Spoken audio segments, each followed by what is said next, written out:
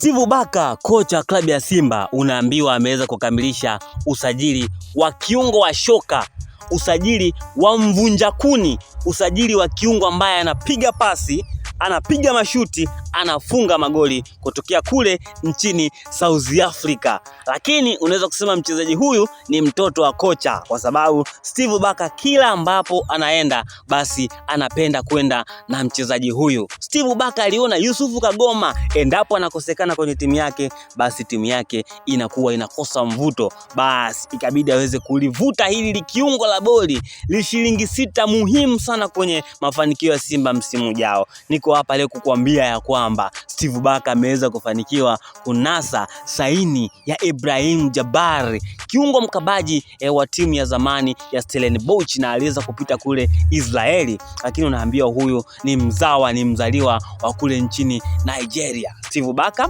ameweza kufanikiwa kunasa saini yake ili aje kuweza pale kusaidiana na kina Kevin na Sean Naftari ambao na wao wameshaweza kusajiliwa pamoja na Yusufu Kagoma kwenye idara ya kiungo. Steve Barker aliweza kupush sana kuweza kumpata Ibrahim Jabari kutokana na yeye anamfahamu vizuri madhaifu yake pamoja na mazuri yake, kwa sababu aliweza kumfundisha pale katika klabu ya Stellenbosch ya kule nchini South Africa, ambayo tunafahamu ni klabu ya zamani ya kocha wa klabu ya Simba Steve Barker. Eneo la namba 6, eneo la shilingi 6, sasa Steve Barker ameshaweza kulitafutia tiba, ameweza kutafutia mbadala. Hakuna tena kwa klabu ya Simba kuweza kusumbuka pale kwenye eneo la namba 6. Niko hapa kukuthibitishia ya kwamba Steve Barker ameweza kunasa saini ya kiungo mkabaji, anakaba hadi upepo, naambiwa ni jamani, anakaba vibaya mno, ambaye anakwenda kwa jina la Ibrahim Jabari. Msimu ujao Ibrahim Jabari atakuwa ni mchezaji halali kabisa